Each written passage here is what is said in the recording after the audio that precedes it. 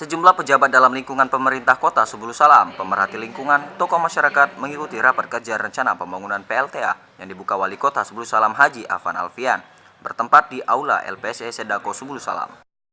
Mengawali kata sambutan, Asisten Ekonomi Pembangunan Lidin SH menyebutkan bahwa 3 bulan yang lalu telah menghadap investor 3 konsorsium berencana investasi membangun PLTA di Sungai Lae Soraya. 3 konsorsium yakni PT Aden, PT Saman, dan PT Hyundai. Dalam hal ini, Lidin mengatakan PLTA merupakan energi baru dan terbarukan selain energi fosil, ujarnya mengawali kata sambutannya. Air sungai yang ada di daerah kita ternyata memiliki potensi sumber daya alam yang luar biasa, sehingga investor berharap bisa membangun di kota Subulu Salam. Pemerintah kota jelas membuka selebar-lebarnya investor yang akan menanamkan sahamnya di kota Subulu Salam. Namun harus mengikuti aturan, juga harus ada nilai positif untuk pemerintah kota dan masyarakat kota Subulu Salam, pintahnya. Hasbi BMS Hud, pemerhati lingkungan dari LSM Kapur, menyebutkan awalnya tidak mengetahui adanya rencana pembangunan PLTA di kota Subulu Salam.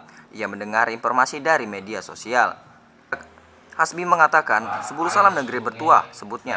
Dulu kita terkenal dengan penghasil kayu terbesar di Aceh. Hilang kayu muncul sawit, harga sawit jatuh muncul walet, dan sekarang datang air. Ini luar biasa menurut saya, ungkap Hasbi. Dengan investasi yang luar biasa yakni 6,3 triliun rupiah, jelas sangat besar. Komisaris Utama PT Aden, Mukmin W. Atmo Pawiro, menyebutkan bahwa terdapat 52 titik PLTA yang telah beroperasi di Indonesia, dibangun oleh 3 konsorsium. Yang kami minta dari Pemko adalah izin rekomendasi, sebutnya.